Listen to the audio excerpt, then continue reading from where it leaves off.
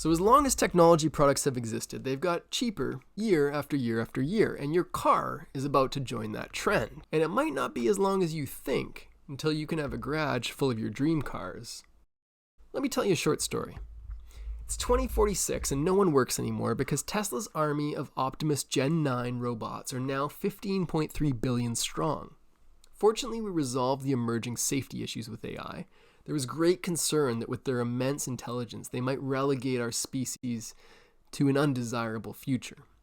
Fortunately, that wasn't the case, and humanoid robots do all forms of labor while also continuing to advance technology on our behalf. They live in complete harmony with the remaining 4.3 billion humans now inhabiting Earth.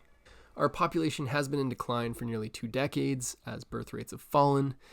Prior to the Great Deflation, as I call it, costs rose to unsustainable levels, forcing families to work more and have fewer children. Fortunately, with the advent of humanoid robots, most of the human population is now retired to leisurely activities and spending time with friends and family. So let me take a few minutes to explain how this all came about. It was the year 2026, and Tesla's first humanoid robots started replacing human factory workers.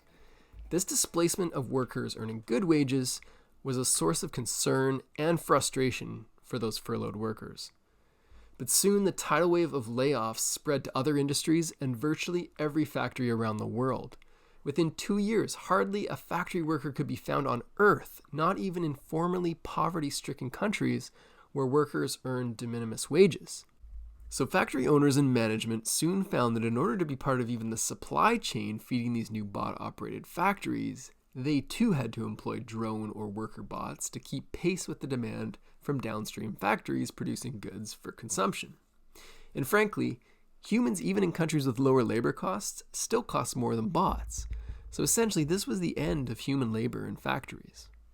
So the bots were a drone type of robot, not equipped with full sentient AI.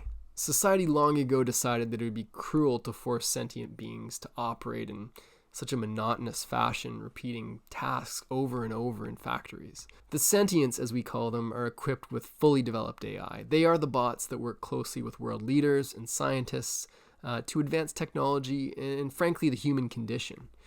These advanced sentient bots are part of a much smaller class of bots, of which number at most in the hundreds of thousands, at most, not billions. How we managed to align human interests with a being that we estimate to be 40,000 times more intelligent than the brightest humans these days, that's a story for another time. The range of developments that the sentients provided for our planet, though, they're just too many to list. But one early development that set off the chain of high productivity and ever lower costs, what I call the wave of plenty, was the advent of free energy.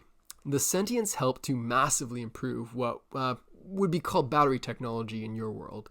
The advances were so dramatic that we can now store virtually unlimited energy in the form factor the size of a coffee cup.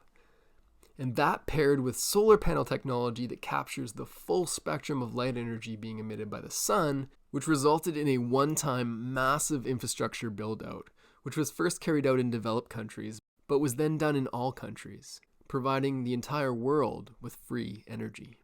And so this really set off a chain of extreme deflation in the cost of goods. Energy used to be costly at every stage of the production process. Raw material extraction used to use a ton of energy, transportation, processing of that raw material, and manufacturing, melting aluminum for casting, the whole 9 yards. It was very costly and expensive, all that energy. And so once the cost of energy was removed from the cost of goods themselves dropped in cost to the consumer. Of course, in parallel, the cost of labor also vanished as human labor was replaced by a one-time investment in bots. And it was probably 3 or 4 years after the energy grid had been revolutionized and humans had been removed from factory work that the sentients reached the peak number of drone bots, which they determined to be 15.3 billion bots, or 3.5 per human.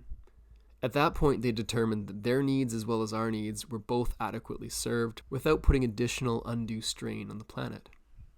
So that's how in the year 2046, I can order a brand new, freshly built, but of course legacy, Mercedes G-Wagon for around $7,000. Of course, we don't use dollars anymore, old fiat currency, but just to make it more relatable for you. And most of that cost is taxes. Some of the cost goes to the corporations, but they have become significantly more democratized than the corporate world that you're used to, probably. Initially, the owners of capital and production, shareholders, became unimaginably rich, but they soon realized that being so segregated from the rest of society with their extreme wealth actually wasn't much fun at all. So kind of like people in your era, like Warren Buffett, they gave away their money, the same sort of thing, and joined the rest of us. And frankly, we live in the land of plenty, so it wasn't much of a sacrifice for them, I don't think. So we've developed a much more efficient form of government as well, aided, of course, by the sentient bots who provide most of our policy recommendations these days. And we have a government structure that I would say is characterized by cooperation and freedom predominantly. So anyway, that's how you can get your cheap G-Wagon down the road. But honestly, I don't bother driving anymore. It's just for kicks. Teleporting is far more efficient. And it's kind of fun too.